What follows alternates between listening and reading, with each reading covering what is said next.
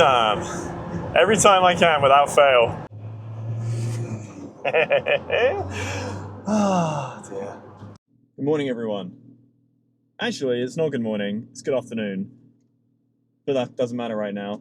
What's happening today? I am on my way to Tom's business, Munich Motorworks in Salisbury, which is an independent BMW Mini specialist. However, he is helping me with a couple of, I guess, some routine and some track prep related activity. So what am I having done? Well, a couple of days ago I had a brand new set of Michelin Cup 2s fitted. The Goodyears, bless them, they did an absolutely incredible job. I can't fault them, to be honest. They're not a track tyre, but they really held up well. As well as travelling halfway across Europe twice, 8,500 miles, thoroughly shredded. Tom and I went to Donington Park circuit last weekend.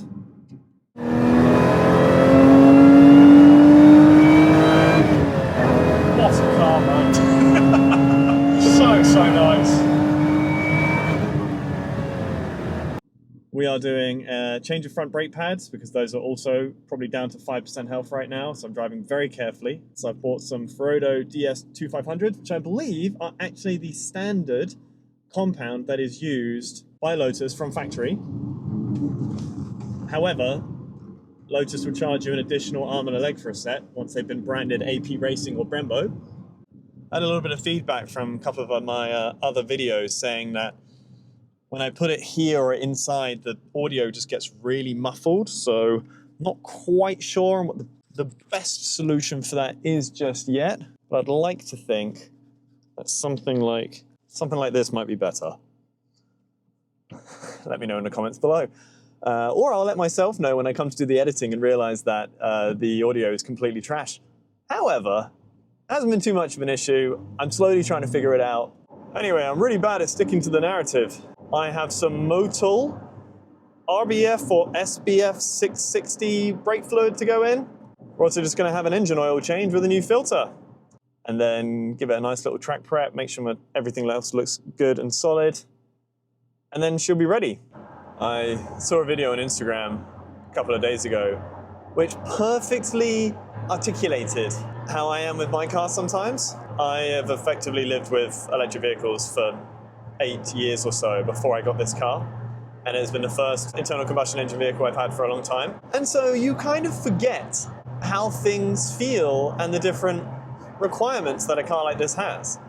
One of those things is just having, I think, Tom put it as a mechanical hypochondriac, which, you know, I can accept that. I would prefer to label it as something more of like a highly attentive person around mechanical needs of this vehicle. However, the outcome is roughly the same. Every time I drive it and I'm thinking about it, I'm like, oh, you know, this sounds like something that's new. Was that little squeak there before? Am I hearing like rubbing of the brakes? As soon as I've been told by my local Lotus garage that my front brakes need to be replaced, I'm then like permanently anxious about it.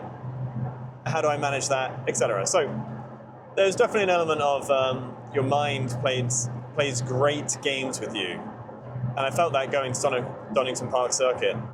One of the problems, I guess, with owning a Lotus, which does command somewhat of an unfortunate reputation, lots of trouble, usually serious, means that I am permanently aware, or I guess I'm trying to be permanently aware of whatever else could be going wrong with this car.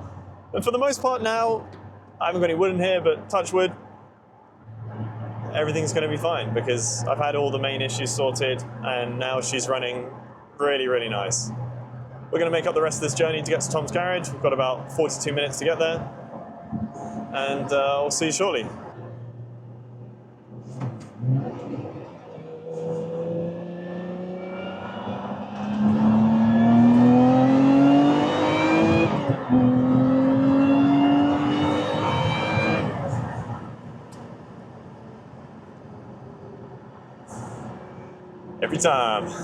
Every time I can without fail.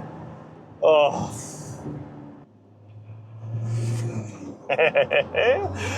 Oh dear. And the award for the most unfortunate place to break down for the lorry goes to This guy. Unlucky pal. Quick little rant. So I've lived in and around the south most of my life, although I've worked in London for nearly 10 years. I used to work in Salisbury when I was but a young boy. One of my first jobs was at Marks and Spencer's in Salisbury. I used to get the bus. It used to take me an hour to get there. Anyway, I fucking hate the roads going in and out of Salisbury. What is normally like a 35 to 40 minute journey is taking like an hour and a half. But here we are. Please excuse me whilst I park. I should do it. Quick recap. So I've had the tyres done. Tom's going to be doing the front brake pads, brake fluid, engine oil change, oil filter change. I swear there was something else. There was something else, but my brain can't quite pinpoint what it was.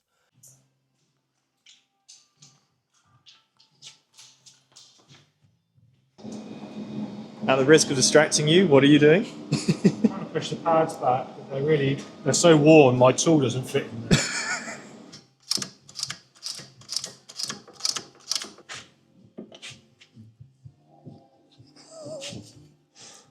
Not quite metal to metal. Not quite metal to metal, but pretty close. Right, little lesson Yeah. on why they're worn unevenly. Mm-hmm. So if you look on the back here, that's the sort of indentation from the pistons from the brake caliper. You notice one is smaller than the other. Mm-hmm. And that's to help with a more progressive brake pad application as you put your foot down. So it's all to do with something called liquid leverage. The master cylinder and the brake caliper is like a pulley system, like a rope and pulley system. Mm-hmm. And it's all to do with the leverage there. So if you have a one size pulley at the top, one size pulley at the bottom, those different sizes react to or change how easy or difficult it is to lift the weight up. Mm-hmm. And it's the same principle with brake pads or brake systems. So a smaller diameter piston here means the fluid fills up that cavity that this piston occupies and applies that quicker and easier before the other one does. So it's a sort of two-stage progression. Mm-hmm. And then once that one's full and starts applying, then this second one comes in and it helps, prevent things like excessive pedal travel, things like that. I guess it's like you're not applying the whole pad in one go. So if you're having to do hard braking, it's like that. Yeah. A bit like that. Which is why it's all worn down on one side, because it pushes that in first and then trails with that. Yeah. Tom's teaching time. So. Yeah, exactly. So here's a little demonstration of how quick you've been. Wow. Look at that. We are. That is, not even mine were that bad. Oh my God. I've arguably done more time on track. So I don't quite know how that's happened, but. A heavy front braking bias, maybe? There's your proof if need be. DS25. Yeah. DS2500. Yeah. So you'll probably find underneath this sticker here will be. That's what it says. Yeah, because for sure. That's a little like anti-squeal sort of thing. But, okay. It's tried to prevent the pad from like oscillating in the caliper, Sure. and rattling. That's a wild difference. They're right to advise them.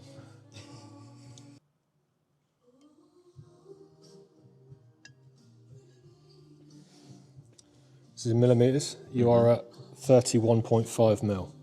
Min thickness is 30. Oh, okay. So you're fine. Okay.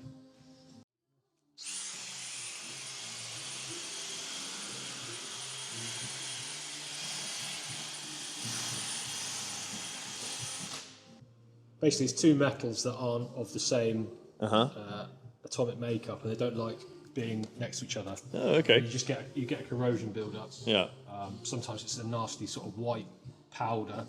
It's just a bit of rust in this one, so it's probably just a steel one. So this just prevents it from seizing onto the hub. Even with wheel bolts off, you're there with a big mallet sometimes. Mine's over there. That's what I use. Oh. Beat wheels off if needed. It's just funny because this is all the kind of shit that I wish I learnt when I was actually, choosing your career path or just having, trying to learn to be more hands-on with this kind of shit. It's enabled me to do what I do with my car. You're going to have to open a Lotus specialist garage now, Tom. I'm all right, actually. The amount of recalls and warranty issues that are about with these. That was a bit rude, wasn't it? I know. Well, there's enough shit going on with the end. Well, yeah. Yeah. Everything has their vices. So those of you who probably never seen your Lotus up in the air before, or even wants to know what it looks like underneath, this is what it looks like.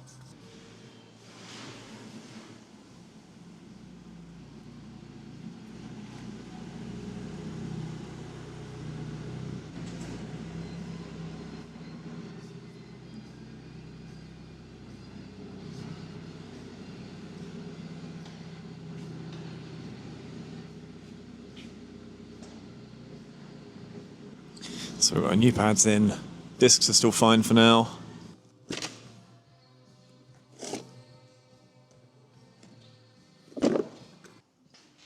How are we doing? Black as hell.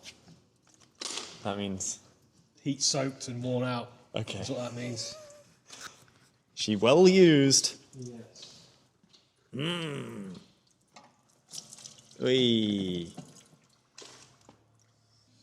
So you can do if you're really clever. So you can start prying open Making sure and there's... looking for bits of metal. Ah, any money shifting components in there?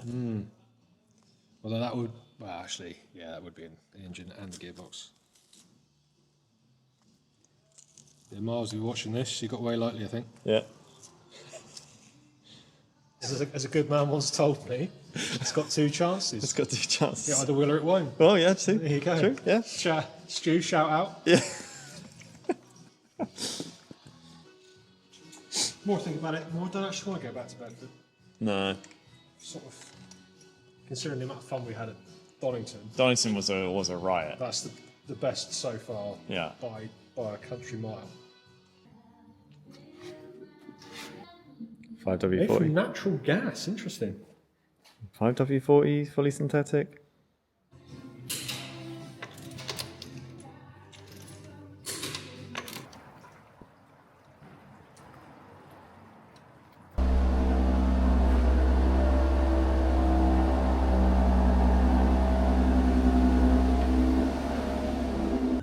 We've just finished up at Tom's unit.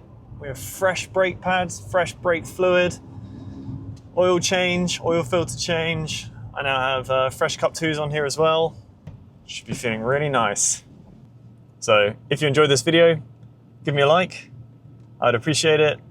Subscribe if you want to see more. And I will see you in the next one. Sometime soon. All right, peace.